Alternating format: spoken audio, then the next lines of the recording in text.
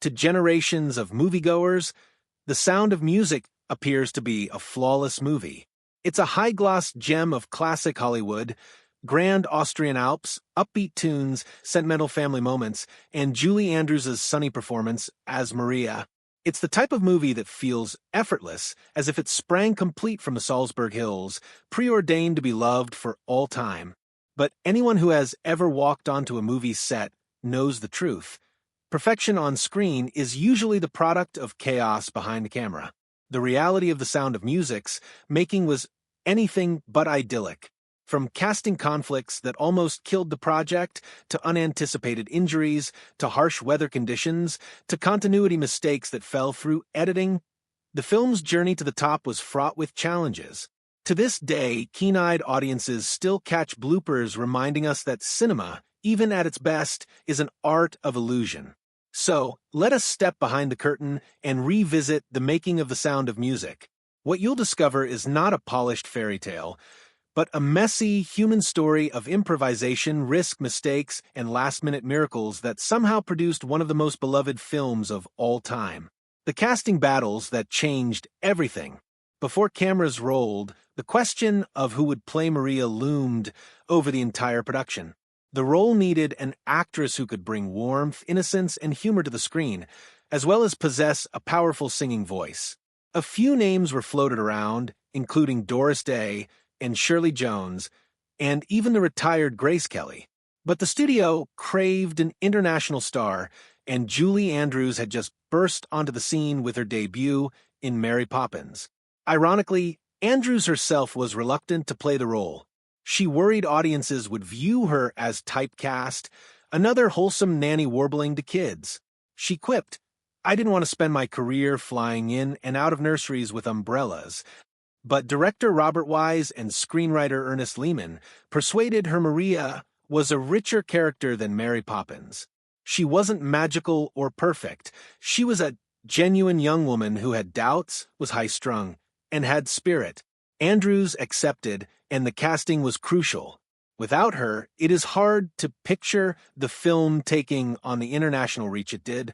Christopher Plummer was less a fan of his casting. Pigeonholed as the humorless, stern father figure in the role of Captain Von Trapp, he would later say in interviews that he used to call the movie The Sound of Mucus behind closed doors. He confessed to finding it overly saccharine. He drank profusely on set, although he subsequently toned down his opinion and was impressed with the film's craftsmanship. In a twist of irony, his cynicism might have been its salvation.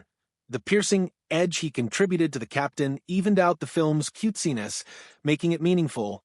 The Austrian hillside illusion. Undoubtedly, the most iconic shot in the movie is Julie Andrews twirling on top of a sun-drenched meadow, arms spread wide, warbling. The hills are alive with the sound of music. It appears effortless, an instant of pure movie magic. But the backstage story behind the photo illustrates just how much effort and risk was involved in producing that one image. To obtain the wide panorama, the team employed a helicopter-mounted camera flying low arcs towards Andrews as she twirled in the field. However, the downdraft from the helicopter knocked her down time and again, and she was tossed around in the grass. She had to stand up, reposition, and spin every time. It took, over 6 takes before the shot was usable, with Andrews bruised and dirty. Worst of all, the meadow was not naturally ideal for shooting. The owner of the property, a farmer, had agreed to leave the grass long, but had mowed it before the crew returned. To get the appearance, art department members built artificial additions, a false stream, relocated trees, and camera placement meant to make the meadow look fuller than it was. And meanwhile, the farmer was griping about helicopters frightening his cows and crew members damaging his fields. But out of these challenges was born movie magic. The photograph of Andrews twirling in that meadow became the iconic shot of the film, etched forever on posters and album covers. Few people know it almost didn't occur. Injuries and improvised triumphs. The filming wasn't only physically taxing for Andrews. The worst on-set injury was suffered by Charmian Carr, the actress who played Liesel. While doing the number 16 going on 17, she slipped on the wet floor of the gazebo and smashed through a pane of glass, badly cutting her leg. Instead of shutting down production, the crew bandaged her up, made changes to the choreography, and completed filming.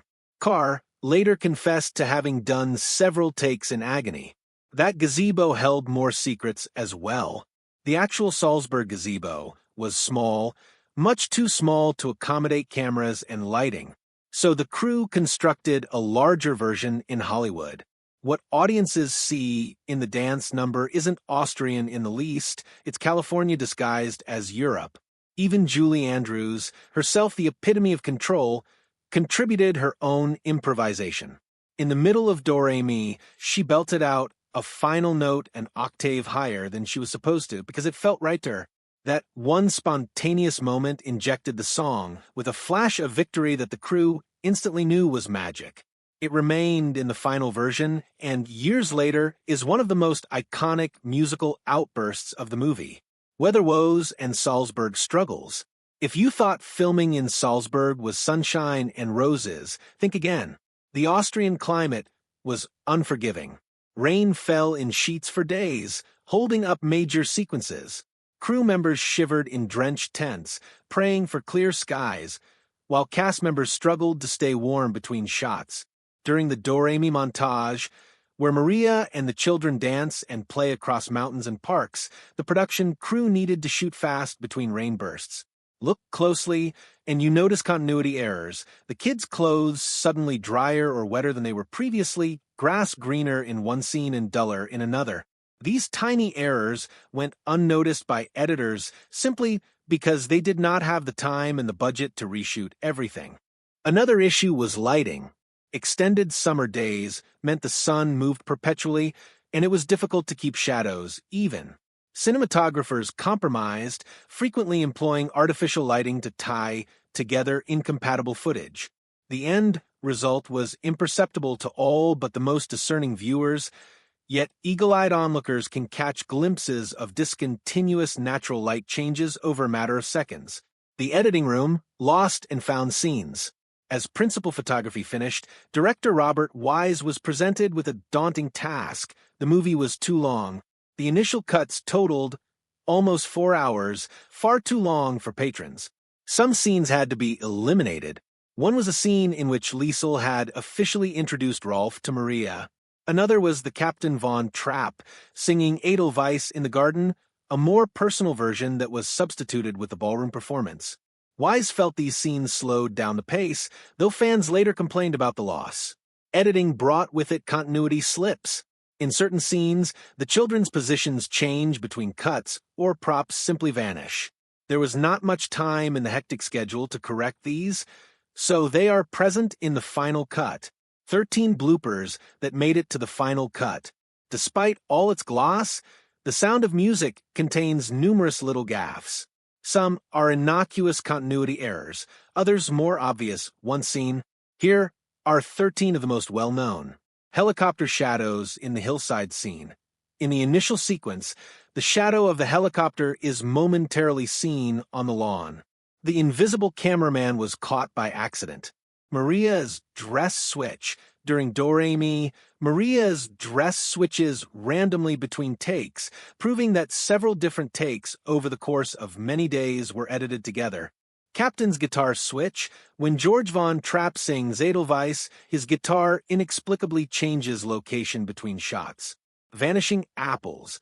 When Maria challenges the children to sing, apples on the table disappear and reappear. Wrong handkerchief. During the captain's tear in the festival scene, his handkerchief changes hands between cuts. The car that shouldn't exist. During an escape shot, a car from a later era is seen in the distance, which is in contrast with the 1930s setting. Window reflections. During 16 going on 17, crew members can be seen reflected faintly in the glass of the gazebo. Maria's missing hat. Maria's hat goes missing in one shot and then reappears in the next. The wedding veil swap. The length of Maria's veil in her wedding scene switches between shots. Children's height continuity. The Von Trapp children grow or shrink based on when shots were taken, disrupting consistency. Background extras out of era. Some background extras during Salzburg scenes are dressed with 1960s hairstyles, an awful sight from 1930s Austria. Mismatched flowers. Bouquets held by the kids change color or shape during cuts. The final escape scene. The family escapes over the Alps, but geographically the actual Von Trapps would have marched right into Nazi Germany, not Switzerland. These errors never took away from the film's strength. In fact, they lend character, evidence that even films of perfection are created by humans. Legacy born from flaws. When The Sound of Music was released in 1965, the critics were split. Some ridiculed it as being too sentimental, while others complimented it for its optimism. The public, however, loved it with all their hearts. It went on to win 5 Academy Awards, including Best Picture, and ranked as one of the biggest grossing films of all time. What is amazing is that every struggle, the injuries, the weather delays, the improvisations, the continuity blunders, melted away under the emotional strength of the film. The music, the performances, the story transcended the errors. Indeed, most fans now treasure the mistakes, finding them like secret Easter eggs on every rewatch. Julie Andrews subsequently mused, "We worked so hard, and sometimes it seemed impossible. But the joy of it saw us through." Maybe that's the point. The Hills were alive with music, but alive also with chaos, with accidents, and with human fallibility. And still, out of that flawed process came one of the cinema's greatest treasures. If this kind of story touches your heart, if you're someone who cares about truth, responsibility, and speaking up for the voiceless, please like this video, subscribe to our channel, and share it with someone who should hear it. Let's get started. The injuries, the weather delays, the improvisations, the continuity blunders melted away under the emotional strength of the film. The music, the performances, the story transcended the errors. Indeed, most fans now treasure the mistakes, finding them like secret Easter eggs on every